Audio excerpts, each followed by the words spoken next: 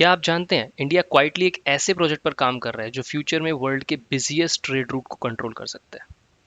इस प्रोजेक्ट का नाम है the great Nicobar project. Mainland India से दूर इंडिया के अंडमान एंड निकोबार आइलैंड्स के सदर्न मोस्ट पॉइंट पर एक टापू एग्जिस्ट करता है। इसका नाम है the great Nicobar island. Indian government यहाँ पर एक मैसिव ट्रांसफॉर्मेशन प्रोजेक्ट प्लान कर रही है। इस प्रोजेक्ट के लिए करीब 80,000 करोड़ का बजट एलोकेट किया गया है।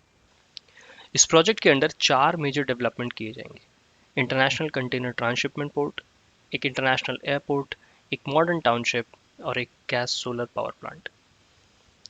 But the question is, mainland India से इतनी दूर एक ऐसे आइलैंड पर जहां सिर्फ ट्राइबल पॉपुलेशन एग्जिस्ट करती है, हम इतना बड़ा प्रोजेक्ट बना क्यों रहे हैं? इस वीडियो को एंड तक देखना। Let's break it down point by point. एक ट्रांसशिपमेंट पोर्ट होता क्या है? ये एक ऐसा पोर्ट होता है जहां लार्ज वेसल्स आके डॉक करते हैं। वहां पर कंटेनर्स को अनलोड किया जाता है और फिर उनके स्पेसिफिक कंट्री डेस्टिनेशन की तरफ उनको मूव किया जाता है।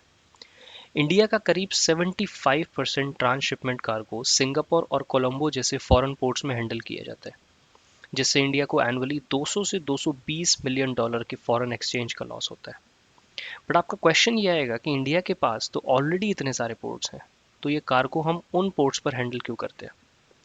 बिकॉज इंडिया के पोर्ट्स की डेप्थ काफ़ी शैलो है और जो लॉन्ग रूट के लार्ज वेसल्स होते हैं वो इन शैलो पोर्ट्स पर डॉक नहीं कर पाते, जिसकी वजह से इंडिया को सिंगापुर और कोलंबो जैसे पोर्ट्स पर अपने कंटेनर्स को अनलोड करवाना पड़ता है और फिर रिलेटिवली छोटे साइज के वेसल्स में उनको लोड करके इंडिया लाया जाता है, जिससे ना सिर्फ इकोनॉमिकल लॉस होता है बट इंडिया की डिपेंडेंस इन कंट्रीज पर बढ़ जाती है। ग्रेट निकोबार आइलैंड के गैलेथिया बे में एक नेचुरल 20 मीटर वाटर डेप्थ है और ये island east west international shipping corridor के पास एक स्ट्रैटेजिक पोजीशन पर लोकेटेड है। इस आइलैंड की लोकेशन ही इसको बहुत खास बना देती है और इस पोर्ट को डेवलप करके इंडिया इस रीजन में ना सिर्फ एक कंपटीशन क्रिएट कर सकता है बल्कि भारी मात्रा में फॉरेन एक्सचेंज भी कमा सकता है। साथ ही इस आइलैंड पर टूरिज्म प्रमोट करने के लिए एक इंटरनेशनल एयरपोर्ट, एक मेगा टाउनशिप और इन सबको सस्टेनेबल बनाने के लिए एक 450 मेगावाट का पावर स्टेशन भी डेवलप किया जाएगा। फुकेट और लंकावी आइलैंड जैसे पॉपुलर टूरिज्म डेस्टिनेशन से इस आइलैंड की प्रॉक्सिमिटी इसको टूरिज्म हब बना सकती है।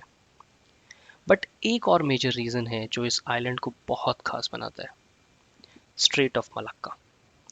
दुनिया का करीब 40% ट्रेड और करीब 25% ऑयल इसी स्ट्रेट ऑफ मलक्का से पास होता है।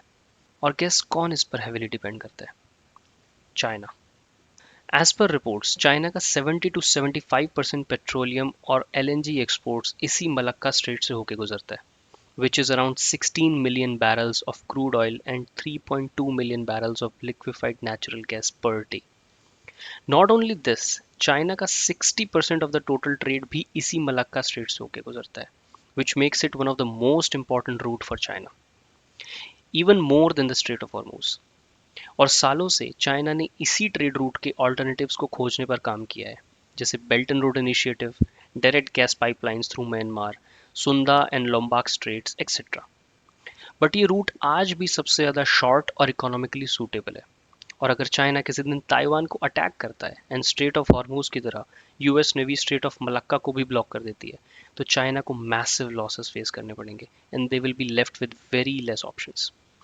This whole scenario is known as the Malacca dilemma. Now the great Nicobar islands India को भी चाइना के अगेंस्ट यही स्ट्रेटेजिक एडवांटेज देता है और चाइना की स्ट्रिंग ऑफ पर्ल्स थ्योरी को डायरेक्टली काउंटर कर सकता है। अगर चाइना फिर से लद्दाख या अरुणाचल प्रदेश में इंडिया को पुश करने की कोशिश करता है तो हम चाइना के ट्रेड को डायरेक्टली चोक कर सकते हैं। मुझे कमेंट्स में बताना if you want a dedicated video on string of pearls theory. तो ना सिर्फ economically but defence stand point से भी इस आइलैंड को डेवलप करना इंडिया के लिए बहुत इंपॉर्टेंट है, क्योंकि स्ट्रेट ऑफ मलक्का से इतना क्लोज होने की वजह से इंडिया सुंदा एंड लंबाक स्ट्रेट्स, जो कि चाइना के ऑल्टरनेटिव ट्रेड रूट्स हैं, उन पर भी नज़र रख सकता है और किसी भी एडवर्सरी के समय ये इंडिया के रिएक्शन टाइम को सिग्निफिकेंटली रिड्यूस कर सकते हैं। इसीलिए इंडिया यहाँ पर अपनी नेवल और एयरफोर्स की प्रेजेंस भी बनाकर रखेगा और लॉन्ग टर्म में ये आइलैंड इंडिया के लिए एक अनसिंकेबल एयरक्राफ्ट कैरियर की तरह काम आएगा। हालांकि इस प्रोजेक्ट को लेकर काफ़ी एनवायरमेंटल कंसर्न्स भी रेज किए जा रहे हैं और गवर्नमेंट का कहना है कि सारे नेसेसरी एनवायरमेंटल क्लियरेंसेस ऑलरेडी लिए जा चुके हैं। बट आपका क्या मानना है? क्या ये प्रोजेक्ट बनना चाहिए? क्या ये इंडिया को स्ट्रेटेजिक एडवांटेज प्रोवाइड करेगा? या आपको लगता है कि ये एनवायरनमेंट के लिए बहुत ख़राब है और इंडिया को इसको नहीं डेवलप करना चाहिए? अपने थॉट्स मुझे कमेंट में बताएं। And thanks for watching this video. Do like अगर आपने अभी तक लाइक नहीं किया, and subscribe to this channel.